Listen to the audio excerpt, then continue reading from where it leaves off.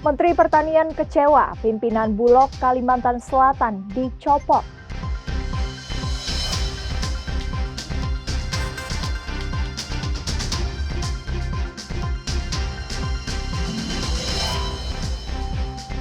Warga keluhkan bau busuk diduga dari limbah tempe.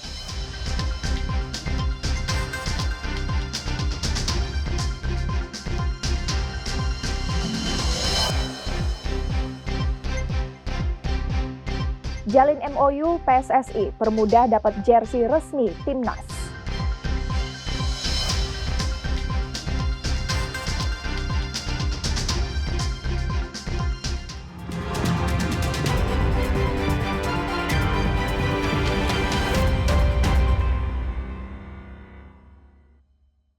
Selamat pagi saudara, Kompas TV, independen terpercaya. Senang kembali berjumpa dengan Anda Kamis 20 Maret 2025. Selain berita tadi, kami juga memiliki berita menarik lainnya. Bersama saya Priscilla Nicola, selama 30 menit akan menemani pagi hari Anda, saudara.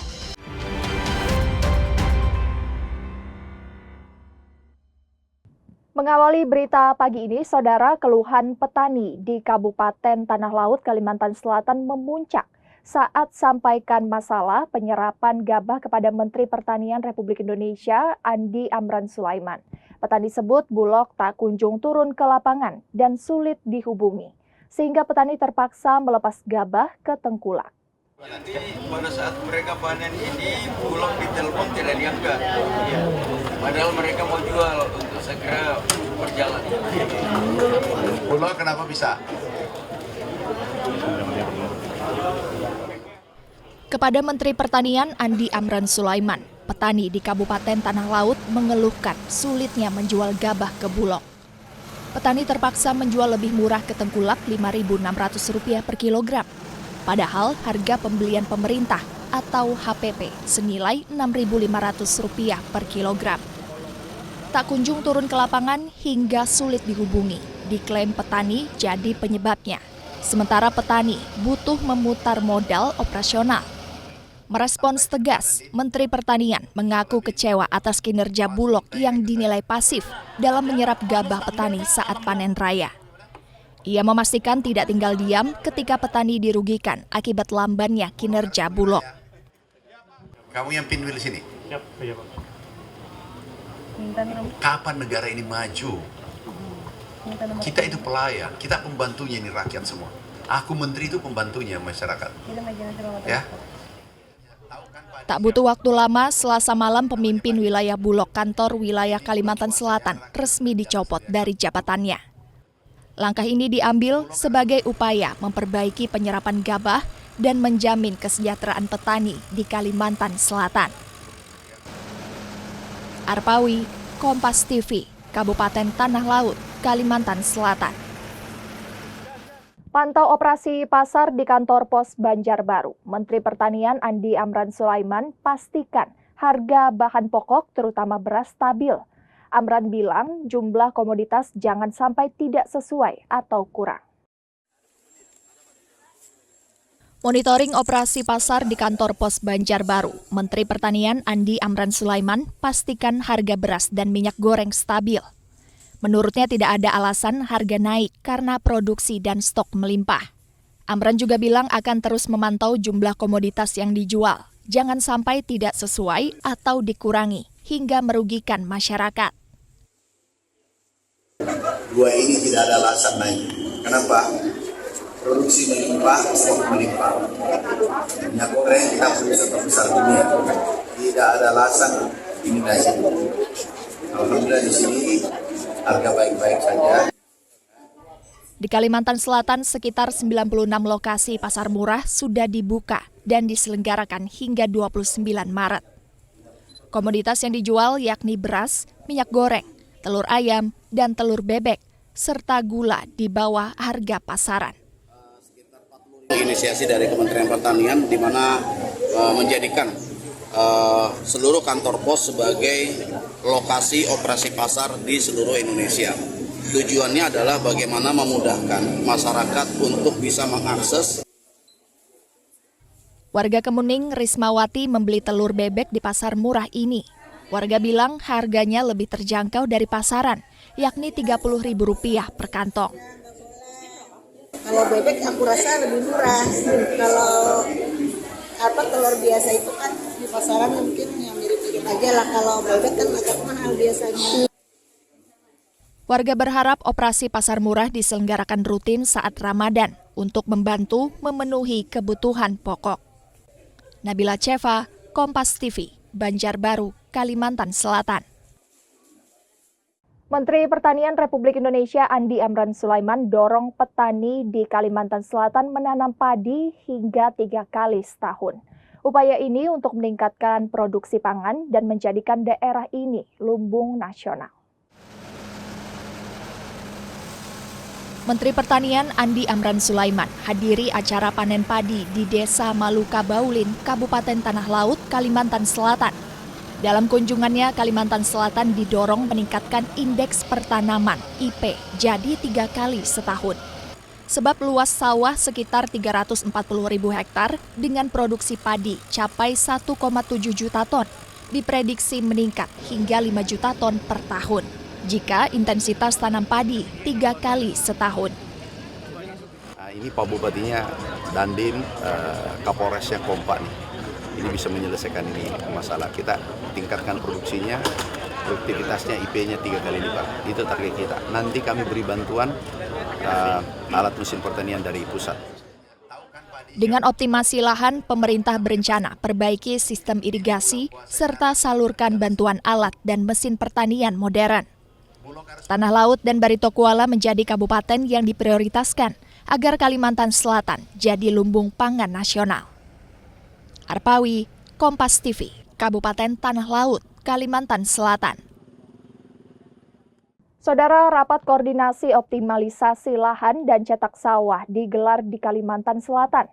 Menteri Pertanian Andi Amran Sulaiman minta kepala daerah se-Kalimantan Selatan siap melaksanakan di wilayah masing-masing. Menteri Pertanian Andi Amran Sulaiman juga gelar rapat koordinasi di Aula Idham Khalid, Banjarbaru. Rapat membahas akselerasi kegiatan optimalisasi lahan dan cetak sawah. Mentan Amran minta Bupati dan Wali Kota se-Kalimantan Selatan siap melaksanakan program cetak sawah di setiap wilayah. 30.000 cetak sawah, 24.000 kopra. Pokoknya tergantung Pak Gubernur, mudah-mudahan bisa selesaikan cepat. Karena kalau tidak, kita pindahkan daerah lain. Daerah lain menunggu, tapi Pak Gubernur tadi mengatakan sanggup. Kalimantan Selatan memiliki target cetak sawah seluas 50.000 hektar dengan anggaran dana sekitar 1 triliun rupiah. Para bupati yang tidak hadir hari ini, supaya menemui saya, dan nanti saya bisa membuat laporan kepada Pak Menteri. Apakah beliau bupati-bupati yang tidak hadir ini siap untuk menerima bantuan daripada Menteri Pertanian Pangan. Data tahun 2023, sektor pangan Kalimantan Selatan berkontribusi 11,38% secara nasional. Dengan komoditas unggulan seperti jagung, jeruk, karet, kelapa sawit, sapi, itik, dan kerbau rawa. Nabila Cheva, Arpawi, Kompas TV, Banjarbaru, Kalimantan Selatan. Warga keluhkan bau busuk di sekitar permukiman diduga berasal dari limbah pengolahan tempe. Informasi selengkapnya saudara setelah jeda berikut.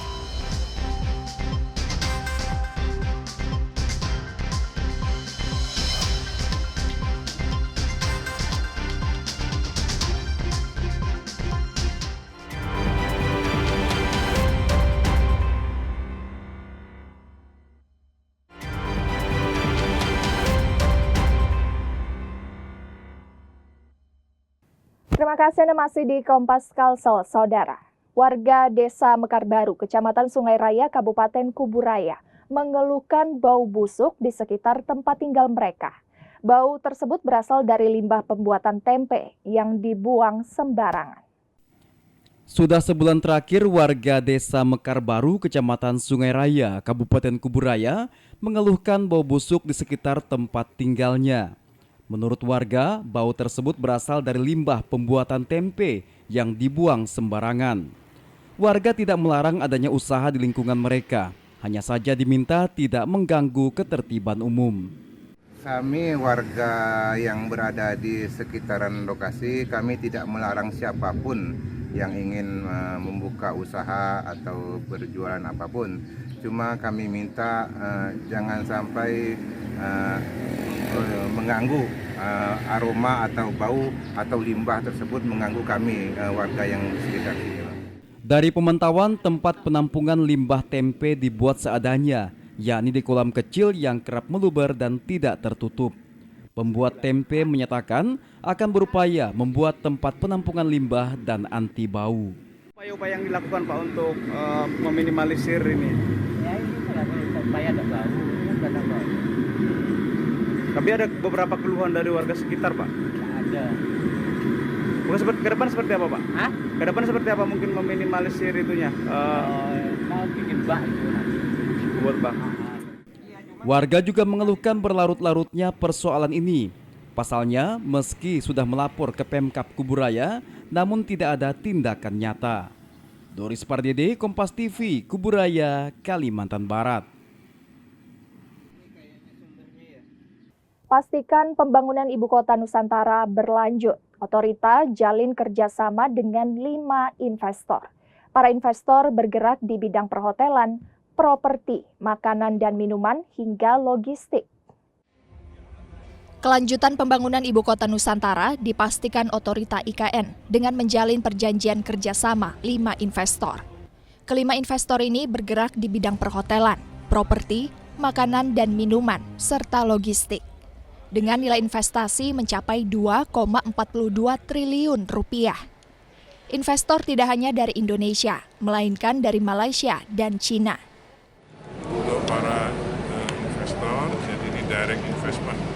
Ada 5 investor tadi dengan total sekitar 2,42 triliun. Di awal pembangunan IKN, investor diberi waktu 1,5 tahun pembangunan. Namun kini hanya diberi waktu pembangunan dalam kurun 2025. Hal ini dikarenakan infrastruktur IKN yang sudah memadai. Iskandar Amir Dahlan, Kompas TV, IKN, Kalimantan Timur. Kepala Otorita IKN pastikan bulan Juli mendatang 580 ASN yang baru lolos akan berkantor di IKN. Saat ini sudah 620 ASN berkantor di IKN sejak bulan Maret. Kepala Otorita Ibu Kota Nusantara pastikan bulan Juli ASN pindah secara bertahap. Informasi dari Kemenpan RB, 580 ASN yang dipercepat pengangkatannya akan berkantor di IKN. ASN ini meliputi segala bidang di IKN yang infrastrukturnya telah memadai, termasuk penunjang berupa 48 tenan seperti soto Banjar hingga bakso. ASN akan tinggal di rumah susun atau rusun yang telah dipersiapkan. Calon ASN yang baru, yang kemarin baru diumumkan dipercepat, itu ada 582 lagi kita akan datang ke sini. Saat ini 620 ASN telah berkantor di Otorita IKN dari berbagai deputi dan bidang sejak awal Maret. Selain ASN, P3K yang baru diangkat juga akan digeser ke IKN Oktober mendatang. Iskandar Amir Dahlan, Kompas TV, IKN, Kalimantan Timur. Informasi lainnya, Saudara, Bandara Supadio Pontianak tingkatkan kesiapan pelayanan penerbangan mengantisipasi lonjakan arus mudik dan balik Idul Fitri 2025. Di antaranya dengan menambah jam operasional. Jelang Idul Fitri 2025, penumpang angkutan udara di Bandara Supadio Pontianak diprediksi melonjak. Kepala Inspektur Keselamatan Resiko dan Kontrol Kualitas Bandara Supadio Pontianak, Idam Rahadian, memprediksi lonjakan terjadi Jumat 28 Maret 2025. Jumlah penumpang diperkirakan 13.100 orang, didominasi kedatangan dari Jakarta. Mengantisipasinya, bandara siapkan fasilitas pelayanan, keamanan, keselamatan, serta tenaga medis. Termasuk penambahan jam operasional untuk menampung pergerakan pesawat yang lebih tinggi. Angkutan Lebaran ini kami melakukan beberapa hal ya. Kami sudah menyesuaikan atau memperpanjang jumlah jam operasional bandar udara. Kita tambah 1 jam dari yang sebelumnya, dari pukul 06.00 sampai dengan jam 20.00. Kami tambah 1 jam menjadi 21.00 dan itu pun masih kami akan menerima extend atau advance sesuai dengan kebutuhan airlines. Sementara itu, seorang penumpang asal Pontianak, Olivia, mengaku sudah jauh hari beli tiket mudik untuk menghindari lonjakan penumpang dan kenaikan harga jelang Lebaran. Ramai sih, menurut saya ramai banget. Iya, karena kan tahun ini mungkin lebih meriah kali ya Lebarannya. Jadi, kemarin saya belinya jauh hari sebelum mau bulan puasa, sebelum bulan puasa, jadi harganya masih standar. Dibanding 2024, penumpang diperkirakan naik 8%, capai 191.081 orang. Sementara penerbangan naik 4% dari 1.268 menjadi 1.317 penerbangan. Untuk kelancaran dan keamanan arus mudik serta balik, 2 posko khusus angkutan Lebaran mulai siaga 22 Maret hingga 11 April. Sucia Lusinda, Kompas TV, Kuburaya, Kalimantan Barat. Saudara, berpuasa tak surutkan semangat warga mendonor darah, seperti ditunjukkan sejumlah pendonor di Palang Merah Indonesia, Kota Banjarmasin. Bagi warga yang rutin donor darah, berpuasa tidak jadi penghalang. Seperti dilakukan sejumlah warga di unit transfusi darah Palang Merah Indonesia Banjarmasin ini. Warga tetap bisa mendonorkan darahnya dan mengaku tidak mengalami perubahan kondisi tubuh yang signifikan. Yang pertama sih kita prihatin ya gitu ya sama masyarakat yang kita tahu kadang-kadang kan informasi dari PMI katanya kehabisan stok darah gitu kan, jadi setidaknya ini yang bisa kita lakukan untuk bantu sesama gitu kan. Selain untuk bantu sesama, pendonor bilang juga merasakan manfaat kesehatan, serta sebagai sarana meningkatkan amal baik di bulan Ramadan. Kurang lebih 20 tahunan lah. 20 tahun. Ini apa yang dirasakan ketika menjadi pendonor? Alhamdulillah, sehat, merasakan enteng lah, tenang lah. Ya. Ini sudah yang ke berapa kali? 54 kali. 54 kali. PMI Kota Banjarmasin selalu terbuka bagi masyarakat yang ingin donorkan darahnya, tak terkecuali di bulan Ramadan. Saat bulan Ramadan, PMI Kota Banjarmasin peroleh sekitar 50 kantong darah per hari, berbeda dari hari biasa yang mampu capai 100 kantong per hari. Noval Rafif, Kompas TV Banjarmasin, Kalimantan Selatan. Saudara, informasi tadi mengakhiri Kompas Kalsel hari ini. Saya Priscilla Nikola beserta kru yang bertugas mengucapkan terima kasih atas kebersamaan Anda. Kompas TV, independen, terpercaya. Sampai jumpa.